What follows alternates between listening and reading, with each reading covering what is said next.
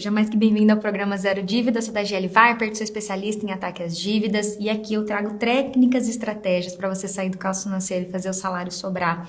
E hoje eu vou falar sobre, vou colocar aqui pelo menos 5 e uma de bônus, coisas que o sistema financeiro jamais vai te contar sobre sair do caos financeiro e fazer o salário sobrar. Bom, primeiro ponto. Como eu falei, turma, o tema de hoje é o que o sistema financeiro jamais vai falar para você sobre técnica de negociação, sobre sair do caos financeiro e fazer o salário sobrar, tá bom? Então, quando eu trago isso, né, essas 3 etapas para vocês, clareza, preparação e negociação, é porque, de fato, existe um caminho que eu fui desenhando ao longo do tempo e existe essa etapa de preparação que é sobre você saber o jeito certo de fazer. Então, o que eu vou abordar aqui tem muito a ver sobre isso. Existe uma parada que nem tudo o banco vai te falar. O banco não tem a obrigação de educar você sobre os seus direitos, educar você sobre as regras do sistema financeiro. E eu percebo muitas vezes que é um óbvio que precisa ser dito. E que as pessoas não percebem que essa não é uma função do banco. O banco não é uma escola. O banco não é uma entidade educativa. O banco tem lá suas obrigações com relação a algumas coisas que ele tem que fazer, sim, algumas iniciativas que ele tem que fazer. Mas não, o banco não tem a obrigação de educar você. O banco não tem a obrigação de dar uma educação que, hipoteticamente, ele precisa ter recebido dentro de casa. E eu sei que é duro essa fala, né? O pessoal fala, eu tinha que ter não recebi educação financeira dos pais. Beleza, agora você tá grande. Vai ficar botando a culpa no seu pai e na sua mãe que não tinha recurso nenhum. Tá na hora de você ir atrás, né? Mas por que eu tô falando isso? Porque às vezes não é óbvio. As pessoas, elas pensam que o sistema financeiro é de uma forma, elas têm uma ideia de que o banco funciona dessa forma, e da onde elas tiram essa ideia? De uma coisa chamada senso comum. Eu vi um Reels no Instagram sobre isso. O fulaninho de tal falou tal coisa. Tanto que eu falo pra vocês, cuidado com quem fica cuspindo regra por aí. Por quê? Tudo que eu venho falar aqui pra vocês, eu sempre falo, isso tá escrito aqui. A base disso é aqui. O fundamento disso é aqui. Por quê? Não é o que eu acho. Pra que eu vou vir na internet falar o que eu acho? Lá vocês estão interessados no que eu acho? Pode ser até que a minha opinião seja relevante, talvez, por vocês respeitarem o meu trabalho, mas eu não tô aqui pra falar pra vocês o que eu acho. Eu tô aqui pra mostrar pra vocês o que é regra. O que existe de fato e que às vezes não é mostrado. Por quê? As pessoas querem sair do caos financeiro e fazer o salário sobrar lidando com o banco da mesma forma, banco, financeira, qualquer dívida que você tenha, da mesma forma que você lidou até aqui. Então vamos pensar só um pouquinho. O jeito que você fez até aqui te afundou num buraco chamado caos financeiro. Tem alguma coisa nessa parada que você não sabe fazer. Beleza, não tô aqui pra bater em você. A culpa não é sua. A culpa não é toda sua. Você não sabia. Mas é só você pensar um pouquinho que você vai perceber que fazendo as mesmas coisas que você fez até aqui, você não vai conseguir resolver esse problema. A gente vai ter que buscar novas habilidades, novos conhecimentos que até aqui provavelmente você não tinha. Cadê a busca de conhecimento?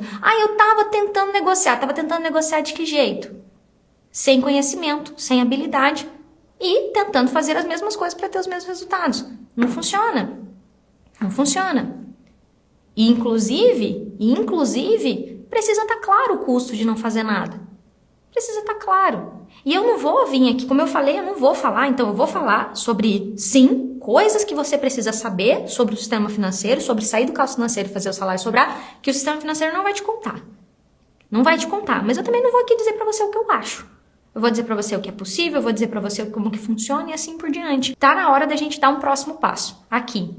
E o caminho que eu tô levando vocês, pra onde eu tô levando vocês, é um lugar que assumir a responsabilidade, ter uma postura madura diante da sua vida financeira, sabendo que tudo aquilo que você escolher fazer e não fazer tem consequências. Escolheu não fazer? Lida com a consequência de cabeça erguida e aguentando com o arrojo que vai vir. Escolheu fazer? Cabeça erguida, vamos aprender a fazer. Cabeça erguida e humildade para aprender. Então, quando isso começa a ficar claro, você senta no lugar de dono e proprietário da tua vida, das tuas escolhas. E aí você fala, eu errei até aqui, mas eu decido fazer diferente. A partir de agora. Qual é a primeira coisa que eu quero trazer para vocês aqui, tá? Primeiro ponto Talvez você já tenha escutado isso em algum lugar, mas eu vou falar de uma forma mais simprona, como eu brinco aqui, né? Uma forma mais simprona. O não verbal, que é o que eu não falo, que é a minha postura, a minha respiração, que é o tom de voz que eu uso, ele importa muito mais do que o que eu tô falando. Então, é muito comum que as pessoas vão buscar as instituições financeiras, vão buscar os credores em geral. Você não tá devendo banco, tá devendo uma financeira, tá devendo uma loja, tá devendo uma pessoa. E ela quer negociar.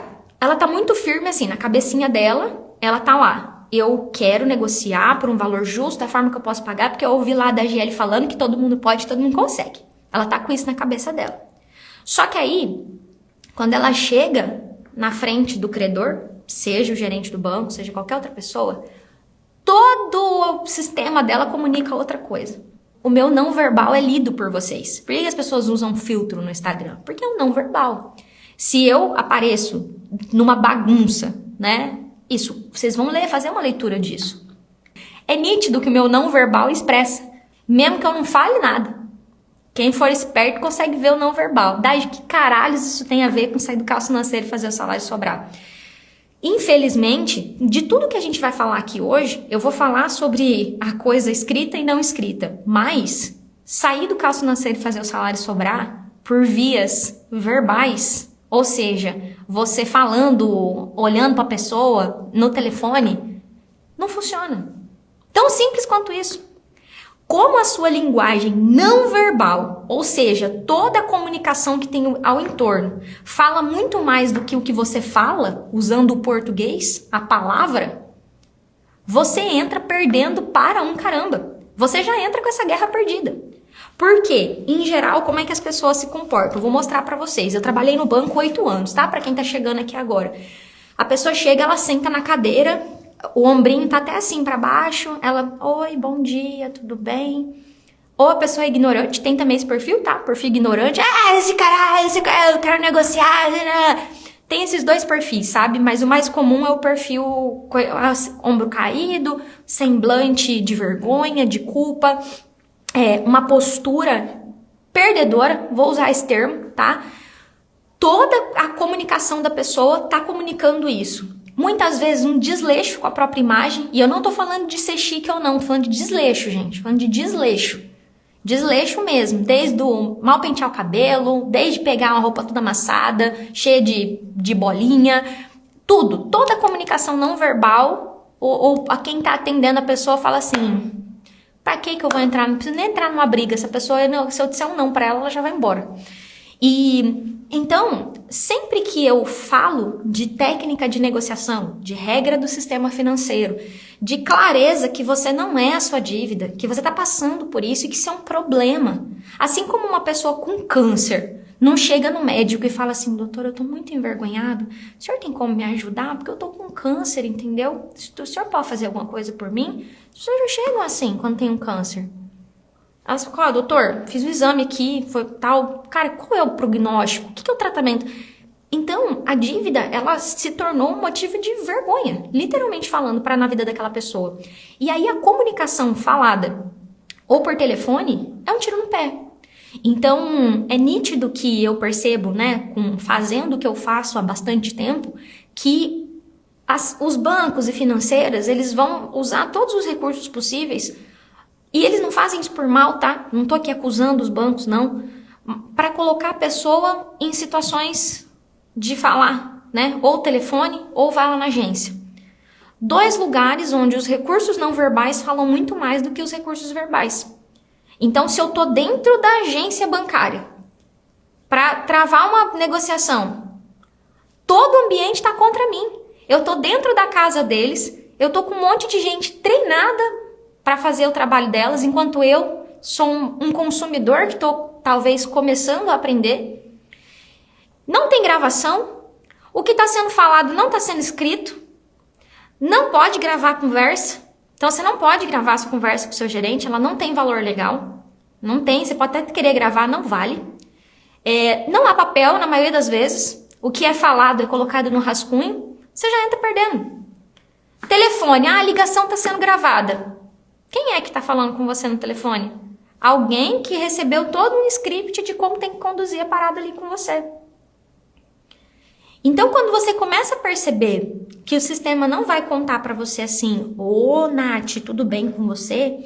Nath, a parada é a seguinte, a gente vai sempre tentar falar com você por ligação, por e-mail, a gente vai sempre chamar você pra emergência e tal, porque é melhor pra gente, entendeu? Então, toma cuidado. Então, muitas vezes, eu percebo que a galera vive mesmo num fantástico mundo de Bob.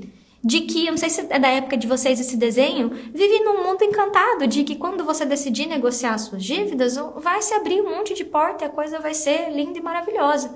Ou pra piorar, se a pessoa não pensa assim, a galera que quer fazer tudo sozinho, normalmente tá nesse fantástico mundo de Bob. Ah, tá, tem uma resolução, então tá, vou lá. Ela não sabe o que está acontecendo com ela, não tem clareza do caso dela, ela não tem nem noção do que ela precisa de forças para conseguir fazer isso, não tem. Ah, vou lá. Mas a maioria tá no pesadelo, tá vivendo ursinhos carinhosos. Lá naquele castelo esqueci como que era o nome do coração gelado, né? O banco é o coração gelado, que se eu entrar lá, minha vida vai acabar. E aí a pessoa fica literalmente no meio do caminho. O episódio não vai nem pro castelo do coração gelado e nem para as nuvens coloridas dos ursinhos cor-de-rosa. A pessoa fica literalmente vivendo no meio do caminho. Ela fica no meio de um limbo, chamado caos financeiro. A comunicação não verbal importa mais que a verbal. Como é que eu consigo fazer? Isso é estratégia, meu povo. Eu trago técnicas e estratégias. Isso é estratégia. Se eu sei que a comunicação não verbal vai me ferrar, porque vai te ferrar. Você não é advogado, você não é especialista em direito bancário, você não é economista, você vai saber ler um contrato mal ou menos, você não trabalha em banco, ou seja, você está em desvantagem. Você não se veste para trabalhar naquele lugar igual todo mundo trabalha lá. Você não senta num call center para ficar ligando para as pessoas o dia inteiro igual a galera que fica lá. Ou seja, usando a comunicação não verbal contra você sempre vai estar perdendo. Então, se eu posso fazer por meio escrito, eu sempre vou preferir o meio escrito. E aí, quando eu falo isso, a galera já vem, então eu já sei, é só abrir um bacen, eu já vou chegar lá. Então, sim, os meios escritos, que aqui eu posso dizer... Saque e ouvidoria não dá nem para dizer que é meio escrito, porque na maioria das vezes a ligação é falada. Mas se eu vou falar, eu usar textos estruturados, onde eu leia. Então, eu ensino os meus alunos a ler. Oi, meu nome é fulana, meu CPF é tal, eu tô entrando em contato com vocês a ler. Por quê? Aí eu tô usando só a comunicação verbal. Eu tiro essas vantagens todo não verbal. Então, assim, o banco não tem que saber como eu tô vestindo, o banco não tem que saber como é que tá meu humor, o banco não tem que saber se eu dormi mal ou não, o banco não tem que saber se eu tenho roupa pra ir lá ou não, o banco não tem que saber. O que o banco tem que saber? Os fatos. Os fatos, o meu pedido, com base em que eu tô argumentando.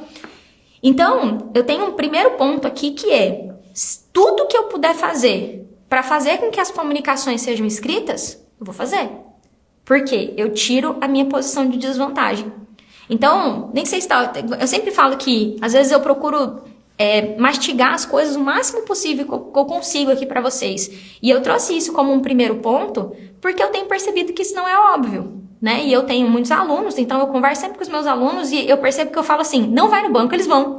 Eu falo, não. Se eles são meus alunos e eu falo para não ir no banco, eles vão, é porque não tá óbvio para eles que não é para ir, mesmo eu falando que não é para ir, deixa eu entender. Fala, por que eu não quero que você vá no banco? Porque eu quero te treinar no máximo pra você ir uma vez. Quando você for, eu ensino meus alunos a ficarem calados, do tipo assim, não abre a boca, não discute, pede o que você tem que fazer, se for para rebater, fala isso, fecha a boca e vai embora.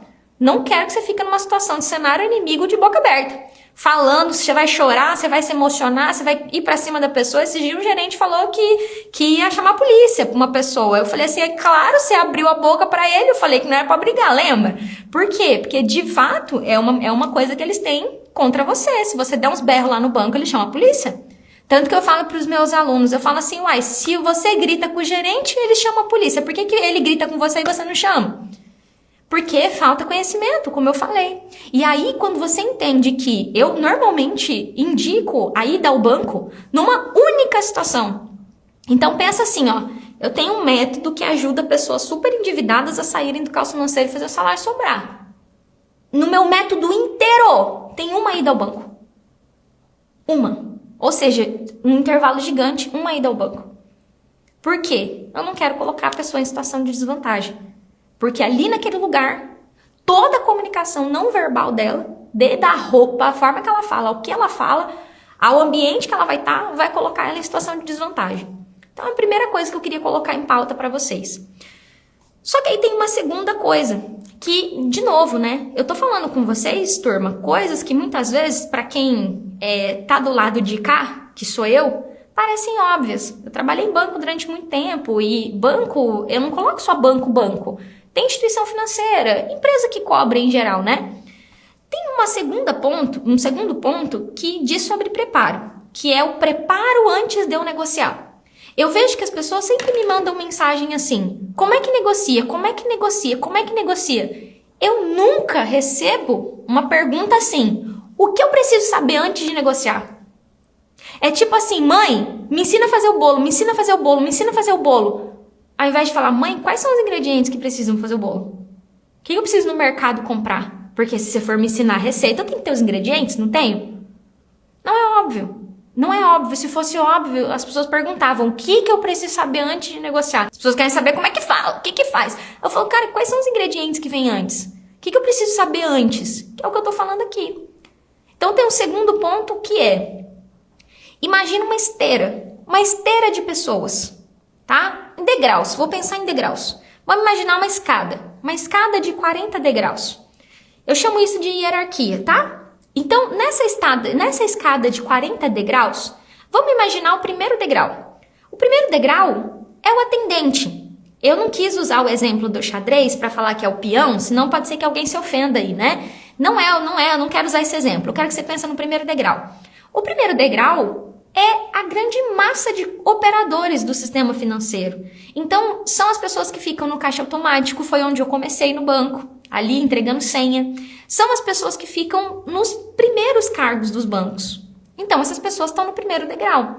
Acima delas, em geral, tem um líder, um gestor. No mundo das empresas é chamado um gestor. Então, acima delas tem um gestor. Esse gestor tem um terceiro degrau que é outro gestor. Esse gestor tem um outro degrau que tem outro gestor. Então, a cadeia de comando, a hierarquia, né, ela não é só para cima, tá? Então, o banco não é só assim uma escada única, ela é inclusive, às vezes, descentralizada. Então, você tem uma cadeia de comando dentro da unidade de atendimento, que é uma agência. Você tem uma cadeia de comando dentro de uma operação, que é um cartão de crédito, por exemplo. Então, a operação cartão de crédito tem uma cadeia de comando. Você tem uma cadeia de comando que é satisfação do cliente, direito do consumidor. Então, você tem cadeia de comando. O banco é bem grande, tá? E quando a gente entende essa escada, imagina que você tem nessa escada um rato. Quero que você pense assim, vou tentar dar um exemplo bem dia a dia, né? Imagina que você tá lá no topo da escada e tem um rato lá embaixo. O que você prefere? Você prefere que o rato fica lá embaixo ou você prefere que o rato sobe 100 escadas para você lidar com ele frente a frente? Para e pensa aí. Você prefere que o rato fica lá embaixo? Eu tenho nojo de rato, gente, que faz tempo que eu não vejo um rato na minha frente, que eu tenho pavor de rato, inclusive. Na minha pior fase de dívida, eu lembro que eu morava num lugar que passava rato no esgoto. Que desespero. Então eu tenho trauma de rato. Não consigo nem imaginar num rato. Esses dias eu vi uma coisa que parecia um cocô de rato. Eu falei assim, gente, será que tem um rato aqui? Tenho pavor de rato. Então pensa no rato. Você tem um rato lá embaixo. Você vai querer que o rato sobe 100 escadas para poder falar, para você poder enfrentar ele? Ou você vai querer parar lá embaixo? Seja com uma ratoeira, seja com um cabo de vassoura, sei lá. Você vai preferir, muito provavelmente, que ele fique lá e que ele morra lá mesmo, que ele pare lá mesmo, vai para outro lugar. Eu falo que eu não mato barata, eu mando ela embora. Eu pego a vassoura e vou intocando ela assim, né? Até ela ir embora, eu quero que ela vá embora. Eu não vou pegar ela com a mão, eu não quero ter que lidar com ela. O que isso tem a ver com sair do caos financeiro e fazer o salário sobrar, pelo amor de Deus? É que agora que você imaginou a cena, eu quero que você imagina você, devedor, querendo reduzir seu juro. Querendo pagar uma fatura de 15 mil em 15 parcelas de 1.000. É uma analogia, tá, gente? Pelo amor de Deus, talvez não foi a melhor analogia, mas é uma analogia. Você é o rato? Então, o que eu quero fazer? Eu quero parar você. Não quero que você suba. Quero parar você lá. Como é que eu paro você? Não tá tendo essa opção. Não dá. Não tem como negociar. Só tem como parcelar a fatura. Quem tá aqui não resolve, volta amanhã. Senhor, não é esse setor, vou estar te transferindo pro próximo setor. Aí passa 1 hora e você tá ali na linha ainda. Então, na analogia do rato e da barata, cara, o objetivo vai ser sempre te parar. E quando você começa a entender isso, você começa a entender que você tá lidando com uma resistência. É isso aqui, ó, é confronto. Vai ter um te empurrando, tipo, para, desiste. E se isso fosse tão óbvio, como muitas vezes, às vezes eu acho que não é óbvio que as pessoas... Não é óbvio. Você não acreditava no primeira pessoa que fala que não dá pra você. Você ia buscar mais informações. Então o objetivo, em geral, é parar você. É fazer com que você desista de subir. Esse é o tipo de coisa, como eu falei, você não vai ouvir o sistema financeiro te ensinando. Dade, de onde você tirou isso? Lembra que eu falei que eu não falo coisa do que eu acho? Vou dar um númerozinho pra vocês. Eu peguei aqui. Eu vou falar aqui de uma instituição. Já vou fazer um disclaimer com todo respeito. São dados, tá? Instituição. Peguei do Banco do Brasil como referência. O Banco do Brasil hoje tem 74 milhões de clientes. Grava esse número, turma. 74 milhões. Vocês sabem quantas pessoas fizeram uma reclamação para o Banco do Brasil nos últimos 30 dias? 1.000, galera. 1.000 reclamações. Você pesquisar lá no site do consumidor.gov, 1.000 pessoas fizeram uma reclamação do Banco Central. 1.000. Então, o objetivo é te parar. E se isso fosse óbvio, eu não estava falando disso aqui. Eu vejo sempre, né? Eu tenho uma coisa que eu falo muito para os meus alunos. Eu não discuto com os meus alunos sobre resposta de Bacen e Procon. Eu falo para eles, eu não vou olhar a resposta do Bacen e Procon. Eu não vou olhar. A gente vai... Qual é o próximo passo? Eu quero que o seu único foco da sua vida seja o próximo passo. Não quero que você olhe para a resistência. Porque vão tentar afundar você, fazer você parar. Para falar fofo, né? Vou falar fofo. A intenção é fazer você parar. Então, quando isso fica claro, você começa a falar bem assim, então, peraí. Então, toda vez que alguém me fala não, eu tenho que duvidar. Então, no Procon, gente, foram 1.000 reclamações, mas pode piorar, vou chegar aí. Então, não basta, eu não tô querendo dizer, vão lá e abram um Procon, porque senão vocês acabam com o Procon também, tá? Não fica abrindo Procon à toa, não. Eu só quis dar um exemplo pra vocês, que o sistema financeiro não vai contar pra você que o objetivo é você parar ali. E assim, eu dei o objetivo do rato e da barata, gente, nós somos 3 irmãos, né? É eu, do meio e a mais velha. Cara, qual que era meu objetivo da minha vida? Que meus irmãos não contassem para meus pais as cagadas que eu tinha feito. Pelo amor de Deus, não conta pra mãe que eu quebrei o prato. Pelo amor de Deus, não conta pro pai que eu saí, que eu voltei depois da hora. Então, o objetivo vai ser sempre que fique ali embaixo o problema, que ele não seja elevado. Agora a gente tem um terceiro ponto aqui. Da mesma forma que existem olha só o que a gente construiu aqui. Eu falei da importância da escrita, né? Do verbal. Que eu não quero o não verbal, porque o não verbal sempre eu perco. Então, se eu for falar de postura, de forma de falar, e como que você vai vestido, eu vou evitar ter que ensinar isso pra você, porque o verbal, escrevendo, eu tiro isso da mesa. Então, se eu trato por escrito é melhor. Foi a primeira coisa que a gente falou. Depois eu falei pra você que o objetivo é te parar. Falei, o objetivo é te parar, é que você não continue subindo os degraus. Que você fique lá embaixo. E assim, é como eu falei, eu evito ser um pouco bocuda aqui. Eu tenho me esforçado para não ser bocuda aqui. Mas se eu tenho 74 milhões de clientes e 1.000 reclamações, eles estão conseguindo. Eles estão sendo muito bons no trabalho dele, de parar as pessoas. Beleza. Vamos avançar um pouco mais. Avançando um pouco mais, eu vou para as regras. E é aqui que eles conseguem efetivamente parar você. Porque eles conhecem as regras. Nenhuma empresa, nenhuma instituição financeira existe, por menor que seja uma financeira da sua cidade. Aqui em Cuiabá tem umas financeiras pequenininhas, que você sabe que são pequenas. Nenhuma instituição financeira abre as portas sem uma série de regulações que são necessárias. Eu, da GL, tenho uma pasta de treinamentos do Banco Central, Procon, um monte. Certificação, CPA 10, CPA 20. O que eu mais fazia naquele banco era curso. Sou muito grata a eles, inclusive. Então, quando o cliente falava A de uma regra, meu irmão, eu vinha com o alfabeto inteiro. Falava, você sabe essa regra? Eu sei essa, eu sei essa, eu sei essa, eu sei essa. Não. E, Dade, mas você era uma filha da mãe? Não, eu trabalhava para o banco, eles eram meu patrão. Lembra que pagava meu salário, minhas contas? Eu fazia o meu trabalho. Eu era lá a operadora. Eu era o primeiro degrau da escada. Qual que é a minha função? Parar o cliente. Não, parou. Não tem como resolver isso não. Não tem como fazer não. Então, você começa a enxergar, tipo assim, tirar a venda dos olhos. Literalmente falando, tá? Então, vai construindo isso na sua cabeça. Então, qual que é o meu terceiro ponto aqui? Cara, a gente tem regras que estão escritas. E o que não está escrito, meu irmão, minha irmã, é um problema. Se não está escrito, meio que não existe.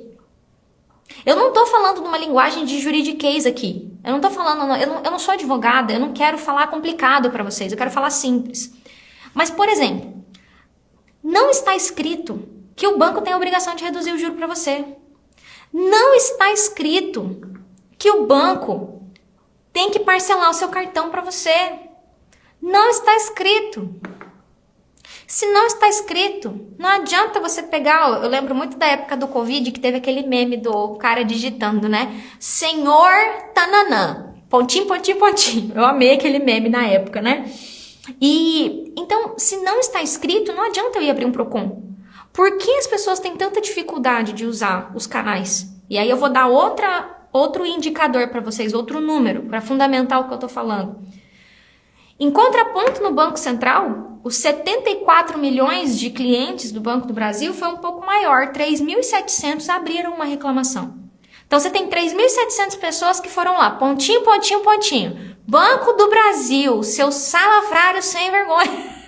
Me devolva a minha taxa, né? Como fazer o banco devolver taxa? Taxa não se devolve, taxa é um percentual. E isso aqui é só um relato, tá? Da questão do conhecimento, tá? Então, assim, a pessoa vai lá, pontinho, pontinho, pontinho, Banco Central. Sabe quantas dessas reclamações passaram? 615. 615. Então, das 3.700 pessoas que falaram, eu acho que eu vou pedir para alguém lá de cima, 80% morreu na praia. A reclamação foi derrubada. Não foi procedente. Ou seja, a pessoa pediu uma coisa que não estava escrito. Dade, você está desanimando a gente. Não, estou te falando a verdade. O que não vão, como eu falei, o que não vão te falar. Eu aqui posso te falar, os meus alunos têm demanda recusada, vira e mexe. Por quê? Se com a regra eles conseguem derrubar? A modinha do momento, né? É trend que fala, né? A trend do momento é dizer que o cliente não atendeu o telefone. É a trend do momento. Ai, senhor Procon, o cliente não me atendeu. Óbvio, né? Um monte de empresa liga pro cliente. Como é que o cliente vai provar que o banco ligou? Nem o número eles dão. É a trend do momento. A cada 3 meses tem uma trend. Nossa, Dade, mas você tá fazendo uma acusação, uma calúnia contra o banco. Uai, tá aqui, eu tenho um caso na minha mão. Não consegui falar com o cliente. Cara, me dá um telefone pra eu ligar. Me dá um endereço pra eu ir. Como assim um banco não tem um telefone? Me explica. Como é que um banco não tem um telefone? E eu que tenho que atender você. Das 300.999 ligações de telemarketing que ele me liga no dia, eu tenho que ver que esse número aqui é seu. Porque nem a cara de pau de me dar um número você me dá. Eu tenho que adivinhar. Ai, meu Deus, deve ser o banco que eu tô querendo fazer um negócio lá que tá me ligando. Vou atender. Eu não trabalho? Eu não vivo? Tô fazendo live agora. Se alguém me ligar aqui, eu não vou atender. Meu telefone não perturbe. Tô trabalhando. Ah, mas é a moda do momento. Então, se você simplesmente fica nessa de, o banco falou. Então, eu tô mostrando para vocês o quanto que o buraco é mais embaixo mesmo. Então, terceiro ponto aqui. Se tá escrito é uma coisa, se não tá escrito é outra. Então, quando vocês assinam um monte de coisa pelo aplicativo, o gerente me mandou aqui para aprovar. Aprovei. Eu adoro a Carla. Ela é um amor. Faz tudo rapidinho pra mim. Você assinou a parada lá. Eu aceito, eu li, eu concordo. Então esse monte de documento aqui, tá escrito, cara. E aí a gente perde ponto aqui. Onde é que eu ganho ponto? Quando eu consigo provar que esse li, aceito, concordo, tem uma cláusula que coloca você em desvantagem. Quando eu consigo mostrar que, apesar dessa assinatura, eu posso revogar essa autorização que foi dada. Então, na hora de pedir, eu preciso saber o que eu tô pedindo e eu tenho que saber que eu, provavelmente de 10 pedidos, eu vou colocar em estatística, tá? 6 eu vou perder. Estatisticamente. Dito isso, a gente vai... Então, o que é o terceiro ponto? Só para fechar o raciocínio aqui. Nós temos regras dentro do sistema financeiro. A gente tem coisa que está escrita e coisa que não está escrita. Se está escrito, fica mais fácil.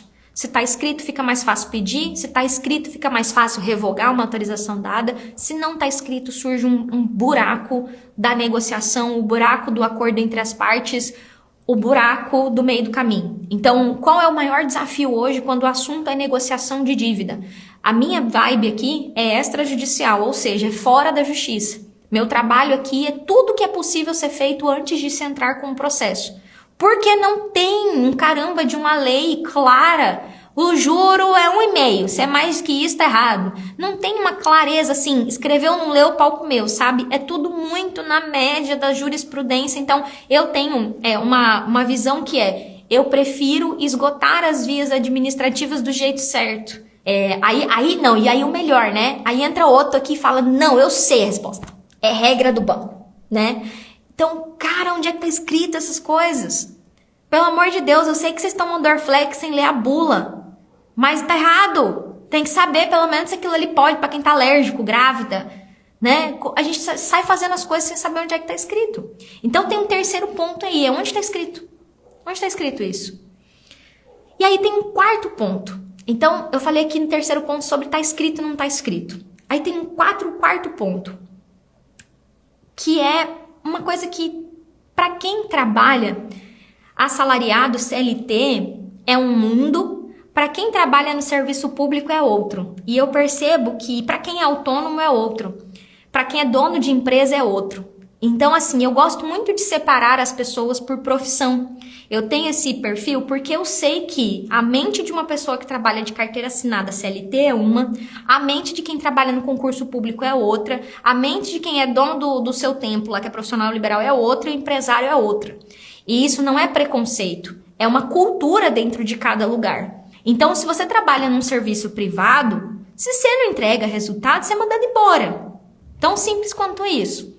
No serviço público, não é assim. Você pode sofrer represálias, tem um monte de coisa, mas tem serviço público que nem produtividade é medido de outro jeito. Por exemplo, uma professora. Como que uma professora é avaliada no serviço público? Tem uma avaliação, mas não é igual na CLT. Do tipo, normalmente, gente, vou falar o bom português aqui, uma escola particular, a professora é particular, 3, 4 pais reclamaram, normalmente a professora é demitida e às vezes ela nem fez nada. Vida real, tô falando aqui vida real. E então, nem sempre tá claro para vocês que o banco é uma empresa privada. Nem sempre tá claro para vocês isso, que o banco é uma empresa privada que visa lucro. Qual que é a razão de existir do banco? A razão de existir do banco nas propagandas pode ser lá, transformar o Brasil, né? Um banco de todos, pode ter um monte de coisa lá e é massa, mas a razão de existir de uma empresa é gerar lucro. Nós estamos no capitalismo, a gente não vive no socialismo. Razão da empresa é gerar lucro. Dade, por que você está me falando isso? Porque o banco, gente, ele tem metas e indicadores. Tipo, o banco não pode, não é passível você, dentro do banco, um banco de 74 milhões de clientes ter 74 milhões de reclamação. Isso é inconcebível. É inconcebível. Por quê? Pô, peraí, tem uma coisa errada. Então, dentro do banco, essa parada de fazer algo errado e isso ser exposto é muito ruim para o banco. Então, quando eu falo que clareza, preparação e negociação faz você sair do caos financeiro 10 vezes mais rápido, é disso aqui que eu tô falando. Então, por exemplo, vou colocar uma coisa que está escrito. Está escrito que todo banco tem que dar tarifa essencial para o cliente. Resolução 3919 do Banco Central. Tá escrito lá: todo banco tem que oferecer a tarifa essencial gratuita, que contempla esse, tarará. Tem que estar escrito lá. Se o cliente vai lá e o gerente diz: não tá tendo essa opção, senhora? Menino, quando eu entro lá no Banco Central e falo: senhor Banco Central, a gerente Maria da Silva, que fica lotada na Avenida Fernando Correia 1234, me atendeu no dia 25 às 14 horas. E ela me disse que, apesar do senhor, na sua resolução 3919, dizer que eu tenho direito à conta gratuita, ela me disse que eu não tenho. O que eu faço, Banco Central? Me ajuda! E aí, nesse momento, essa reclamação chega lá. Sim, isso vai dar um problema para Maria. Não sei se Maria vai ser demitida. Não sei mesmo. Mas na boa, aí é um ponto que eu sou um pouco dura. Isso não é problema meu. Se ela vai ser demitida ou não vai. Se ela tá sentada naquela cadeira, minimamente ela tem que saber fazer o trabalho dela. Ou ela tem que ter um gestor que ela possa perguntar. Ela é uma profissional. Ela tem que saber o que ela tá falando. Ela não pode simplesmente papagaiar o que ela acha que é certo. Então, o pessoal às vezes fala: nossa, Dade, mas isso vai prejudicar o gerente na cara, cada um com os seus problemas. Não dá pra eu pensar em todo mundo o tempo todo. Eu gastei a sola do meu sapato, o meu tempo, combustível, Uber, gasolina, o filtro de combustível do meu carro para ir lá na agência. Fiquei sentada esperando. Levei até o número da resolução. Ela falou que não tem como, não tá tendo essa opção, senhora? Não, cara, a justiça vale para todos. Justiça, não tô falando de entrar com processo, tô falando de ser justo. Ah, vai prejudicar ela? Cara, não sei. Acho que a Maria, inclusive, vai ser bom que ela vai aprender com isso. Nos meus anos de banco, eu já tomei um Bacen. Um Bacen e um Procon, se eu não me engano, foi um de cada. Nunca mais fiz o que eu tinha feito. Aprendi. Falei: eu não quero correr o risco de tomar um outro. Então, deixa eu prestar atenção aqui, levar pro meu chefe antes de dizer não pro cliente. Deixa eu ser mais humilde aqui, sentada nessa cadeira de gerente e atendente de banco. Pra eu não ter problema. E, inclusive, recebi outros que não eram justos, que o cliente estava viajando. Ah, e a gerente não me deu uma taxa de 0,80. Uai, onde que tá escrito que eu tenho que te dar a taxa de 0,80 que eu dei pro teu coleguinha lá? Não tem. A precificação de juro é decisão do banco. Não é decisão do cliente. Eu não tenho que oferecer a mesma taxa. Então, percebe que se está escrito, está escrito. Então, quando eu vou me dirigir, sim, ao Banco Central e ao Procon, baseado numa regra, sim, isso é um problema para o banco. Não é um problema que, ai meu Deus, o banco vai fechar. Coitado, com essas 1000 reclamações do Procon e 600 do Banco Central, faz nem cócega lá no Banco do Brasil. Quantas pessoas vocês acham que o Banco do Brasil precisa separar para atender 3.000 reclamações do Banco Central? Um banco de 74 milhões de clientes, milhares de milhões de operações. Então, quando você começa a entender que, opa, peraí, eu tenho isso a meu favor. Então, o banco não vai chegar e vai falar assim: gente, vou contar um negócio pra vocês. Se vocês souberem as regras das coisas, e vocês pedirem as coisas no lugar certo, vai dar certo. Então, quando eu trago isso, é pra vocês saberem que sim, reclamação é um problema no mundo do banco. É um problema pro funcionário que atendeu o cliente. É um problema. Só que não significa que porque eu tô falando isso é pra vocês ficarem aí abrindo Bacen e Procon. Vocês vão passar vergonha, na verdade. Porque quem abre Bacen e Procon de forma indiscriminada e sem fundamento, primeiro, que o Procon normalmente fala: ó, a pessoa tá pedindo de novo aqui uma coisa que infringe os termos de uso. E aí derruba a reclamação. E nessas reclamações aqui que eu tô falando, são reclamações que foram aceitas, né? A quantidade de gente que deve ter pedido e a reclamação não foi aceita, porque pediu errado. Então, você entender que sim, o índice de reclamação, de satisfação do cliente, importa sim para o banco. Então, o banco não é uma zona que tipo assim, dane-se o cliente, deixa ele reclamar. Não, o banco quer que as coisas sejam feitas corretamente, porque a operação dele depende disso. Para o banco ter lucro, ele não pode ter um monte de cliente reclamando. Então, peraí, o que está acontecendo? Só que, como eu falei, existe um meio termo entre você ficar reclamando por qualquer coisa, de qualquer forma, e você saber fazer do jeito certo. Se a gente desse um pouco mais, então assim, olha o que eu já falei. Falei sobre a coisa escrita, né? Falei da importância da escrita e do quanto o que não é escrito pesa. Por isso que a escrita acaba sendo um caminho que eu entendo ser mais rápido aqui pelos resultados que a gente tem. O preparo, que é você saber que o objetivo vai ser sempre fazer com que você pare, desista. Você tem que estar ciente disso, você vai enfrentar a resistência. Falei sobre as regras, que precisa estar escrito e que nem tudo está escrito, mas que quando eu começo a entender a importância do que está escrito, eu sei que vai ser mais difícil se eu não souber onde está escrito. Então eu preciso saber a fonte das coisas. E falei o quanto as pessoas não usam essas regras, falei dos índices de reclamação que existe e falei sobre a questão que não é bom para o banco que um monte de cliente fique reclamando e que essas reclamações sejam procedentes. Isso não é bom para a imagem do banco como um todo, não é bom para o banco. Só que aí eu tenho que descer para um quinto ponto, que é uma coisa que eu acredito que, no meu caso, eu percebi isso ao longo dos últimos 2 anos. Isso não era tão claro para mim como é hoje. Por mais que possa parecer que nós estamos falando do Banco do Brasil, né? Nós estamos falando do Banco do Brasil, nós estamos falando do Banco Santander, nós estamos falando do Banco Itaú, a gente está falando com o Banrisul, a gente está falando do BRB, não importa o banco. Independente do banco, né? Independente do banco que seja, cada instituição privada, seja ela financeira, instituição financeira, banco grande, tem uma cultura. Tem uma cultura. Que é como aquele banco funciona. Como as coisas funcionam lá dentro. Então, de vez em quando, o pessoal me pergunta assim, o tal banco é difícil de negociar. Eu falo, cara, com base em quê você está falando isso? Porque eu abri uma demanda e aconteceu isso.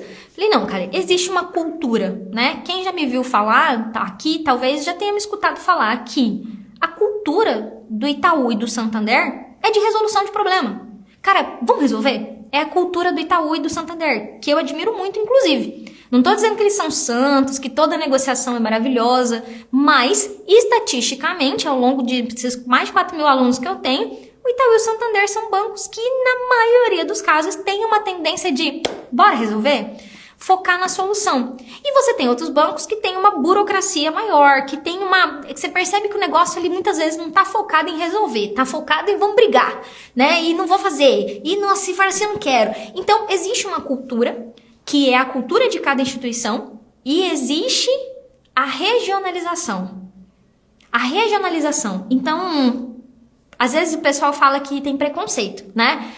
Porque isso é xenofobia, porque isso, sei lá. Gente, isso existe. Não é um preconceito, não, mas existem as características regionais.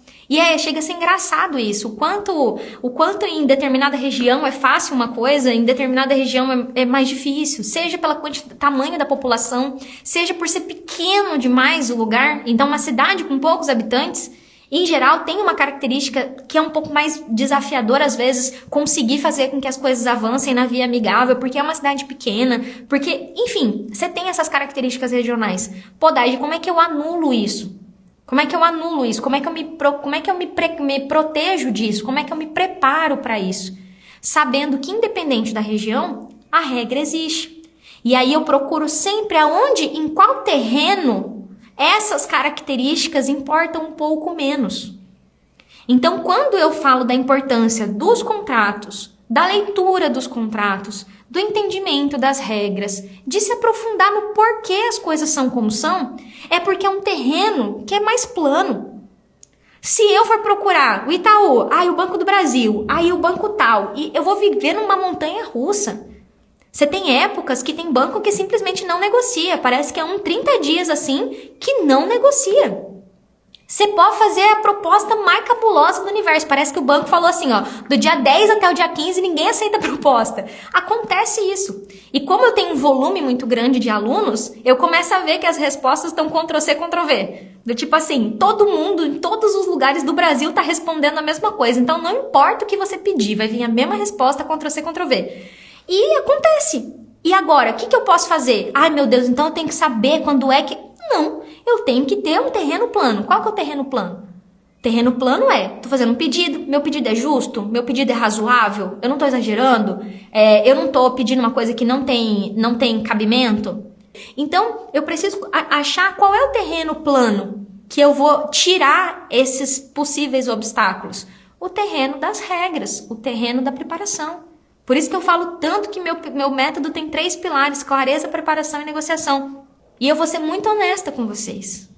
O como é que faz tem no Google. As regras que eu falo aqui tem lá no site do Banco Central, lá no site do Procon. Por que as pessoas não conseguem acessar esse conhecimento? Porque tem um meio do caminho chamado preparo, clareza. A maioria dos endividados nem começam a sair das dívidas porque nem acredita que é possível, nem sabe. E aí quando você começa, essas fichas começam a cair, você começa a falar assim, opa, peraí, não é só como é que faz. O que mais que eu preciso saber do meu caso? Clareza e preparação. Às vezes eu deixo de falar as coisas pelo receio de como isso vai ser recebido por vocês. Mas eu vou falar de uma forma bem direta e clara. Os meus alunos, eles sofrem durante um período comigo. E eles sofrem, eu sei que eles sofrem. E eu sofro junto com eles porque eu fico fazendo de tudo que eu posso para que eles não sofram. Mas eles sofrem porque eles precisam se preparar para negociar. Eu não deixo eles saindo mandando negociação sem fundamentar muito bem a tese de negociação deles. Então, em geral, vai depender do aluno, né? Mas na média, são 15 a 20 dias para mandar a primeira proposta. E alguns demoram 30, vai depender da disponibilidade de tempo de cada um. Tipo, ontem eu estava com um aluno com 13 dias, que aproximadamente 5 dias ele já vai mandar a proposta. Então, eu divago que ele vai parar ali nos 20 dias. Como esse período eu sei que é sofrido para eles, eles querem resolver, eles querem mandar proposta, não dá. Você não tem base, você não tem nem contrato da sua dívida. Você acha que você tem um contrato, aí quando eu digo para você o que é um contrato mesmo, você vê que você não tem o contrato. E ainda tem que entender a característica de cada uma da dívida, ou seja, né, fazer realmente um aprofundamento naquilo. Quando eu falo para as pessoas assim, vocês querem pagar um consultor financeiro para fazer para vocês. Né? Quando eu digo pra vocês assim, ó, vocês querem que a titia Dage faz assim, vem Tati, a titia Dage vai mastigar pra você, vai dar na boquinha. Eu não vou fazer esse trabalho. Eu vou ensinar você. E como você é grande já, não vai ter que aprender e vai doer. Aprender as coisas grandes é muito mais difícil do que aprender novinho. Eu toco violão, eu aprendi com 11 anos de idade. Eu toco as notas assim com maior facilidade, mas as coisas que são técnicas, que eu fui tentar aprender depois dos 18, eu sou péssima. Então eu sei tocar violão assim, eu sei o ritmo e as notas principais, só. Porque foi o que eu aprendi quando era criança. Pra mexer com esse negócio de nota musical, solo, ou tirar as coisas de ouvido, não é minha praia, porque eu tô velha já. Aprender essas coisas velha é mais difícil. Tem que estudar, sentar, se esforçar, treinar. E aí, eu decidi que não queria aprender mais, por exemplo. Então, não vou dizer pra você que aprender isso é fácil, mamão com açúcar. Dá trabalho, dói, é trabalho duro, é esforço. Essa galerinha aqui que tá aqui tem que se esforçar. E aí, quando a gente entende isso, eu peguei 5 princípios aqui para trazer para vocês. Só que eu trouxe um sexto, né? Eu vi, tem um cara aí na internet, que ele é famosinho, né? Que ele fala que ele gosta de ensinar tudo em 5 pontos, que é o que cabe numa mão. Eu gostei da ideia dele, né? Mas eu não consegui. Hoje eu trouxe um sexto, né? E tem um sexto aqui, que é um ponto assim, ó. Vocês já viram aquela frase falando assim, eu pago uma boiada para não entrar numa briga, mas depois que eu entro, eu pago 2 para não sair. Vocês já ouviram essa frase? Coloca pra mim sim ou não. O que acontece, turma? Esses dias eu acho que isso tá mais presente pra mim, porque eu tenho uma empresa, né? E às vezes eu sou bem linha dura mesmo com algumas coisas, eu me conheço, sei que eu tenho um gêniozinho bem forte. E o que eu percebo muitas vezes nas negociações com os bancos, e como graças a Deus a gente tem muito mais caso que dá certo, do que caso que a briga fica grande, né? Que a briga fica rusgada, que fica difícil. Eu falo que agora, com esses 5 anos fazendo o que eu faço, isso está muito visível para mim. Ou seja, uma coisa que antes era, normalmente eu tenho certeza absoluta. Que é assim, o banco não quer brigar com você. O banco não quer brigar com você. Ninguém quer brigar, gente. Eu sei que tem gente que vocês falam assim, fulano é briguento. Fulano não sei o que lá. Gente, ninguém quer brigar. Brigar custa caro. Brigar custa caro. Custa tempo, custa energia. Ninguém quer brigar. Então vocês pensam que o banco teve que parar um monte de funcionário para atender essas 1000 demandas do Procon. Custa caro brigar.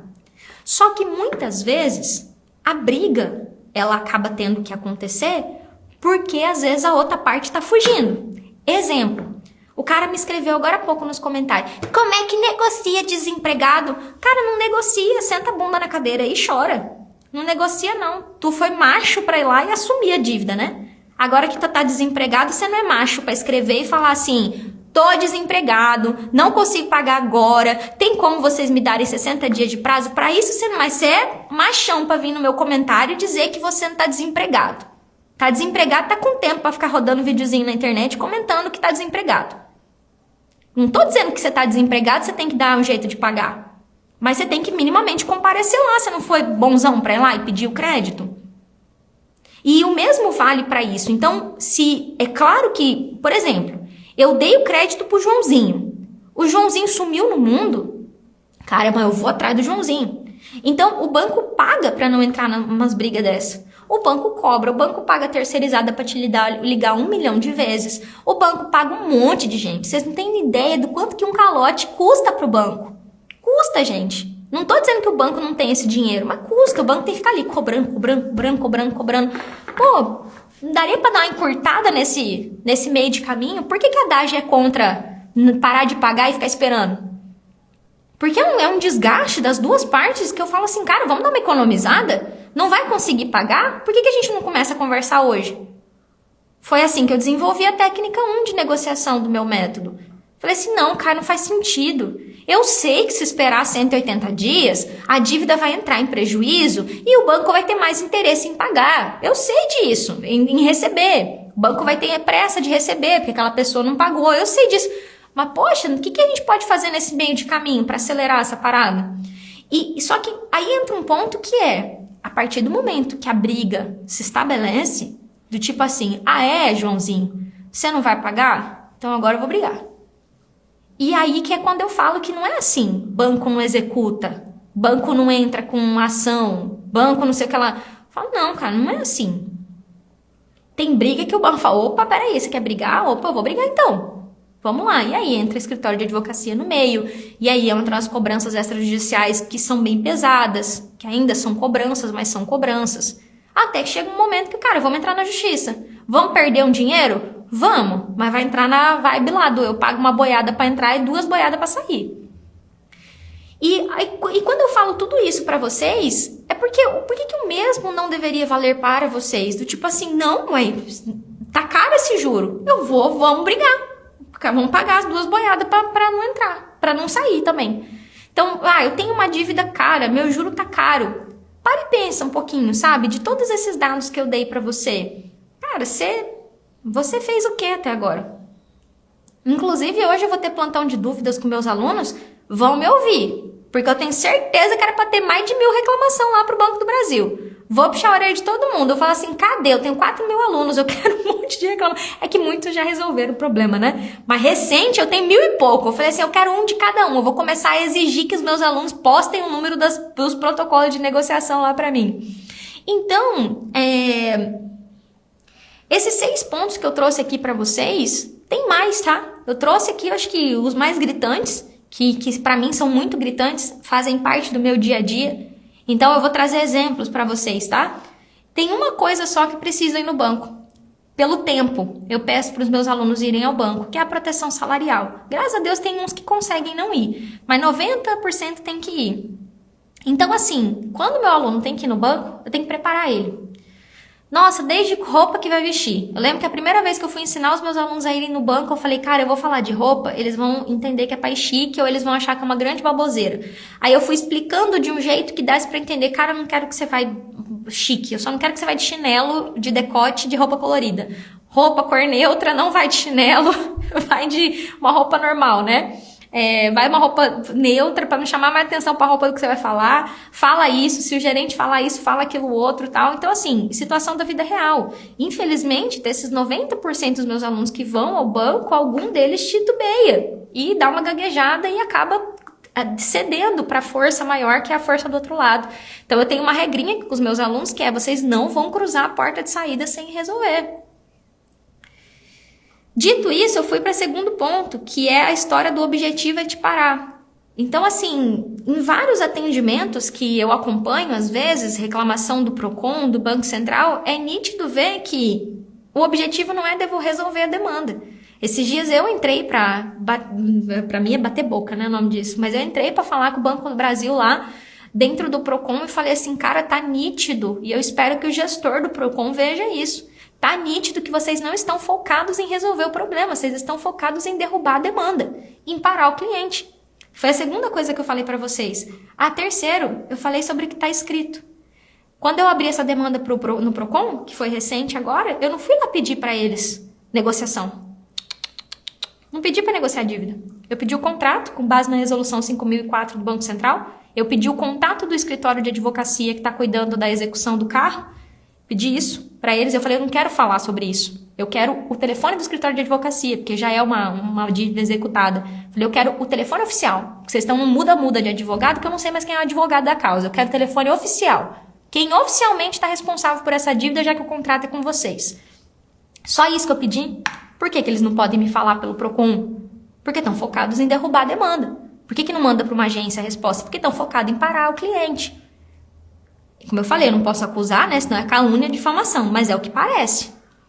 Se são duas coisas que estão estreitas. Então, quando eu começo, percebam que eu consegui identificar o objetivo, foi a terceira, a segunda coisa que eu falei, o objetivo de parar o cliente é a terceira. Com base em que regra eu estou pedindo aqui? E tá lá a demanda, tá? Agora na análise do gestor do PROCON. Quarto ponto, falei sobre esses índices de reclamação procedente, né? Então, quando eu peço alguma coisa e a reclamação é procedente, não é bom para o banco. Então, é claro que ele vai ter, sim, iniciativas para resolver o problema. Isso não significa que vai ser fácil, mas existem essas iniciativas. Então, o banco não quer isso. Existe, como eu falei, uma cultura, né, de cada lugar. Por que estava acontecendo isso nessa demanda? Tá acontecendo isso nessa demanda que eu estou tocando? Porque é um banco mais burocrático, é um banco que, pela cultura dele, dá a entender que não é um foco em resultado, em solução. É um foco em processo. 1 milhão de processo, uma burocracia. Mas como é que eu driblo isso? Terreno plano, regra. Depois eu falei pra vocês sobre ninguém quer brigar. Mas depois que a briga começa, muitas vezes ninguém quer sair. Porque não, agora eu vou brigar até o último ponto. As pessoas que pagam as contas em dia, pagam o juro por quem não paga. Existe uma, entre aspas, verdade nisso, porque o banco tá dando lucro, né? Tem um monte de gente endividado dando calote e o banco tá tendo lucro. Então, não é que as pessoas que pagam por quem não paga. É que existe uma precificação exatamente para garantir que o banco tenha lucro.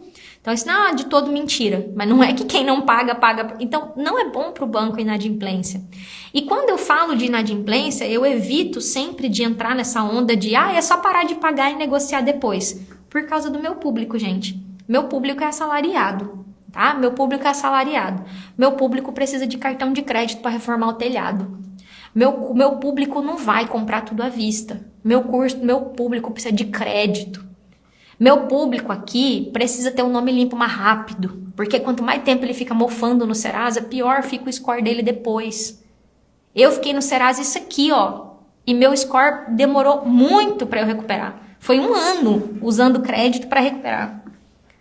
Para conseguir voltar ao índice de 900 e pouco. E ainda meu score parou em 913 e não sobe mais. Foi para 965, esse histórico pesa.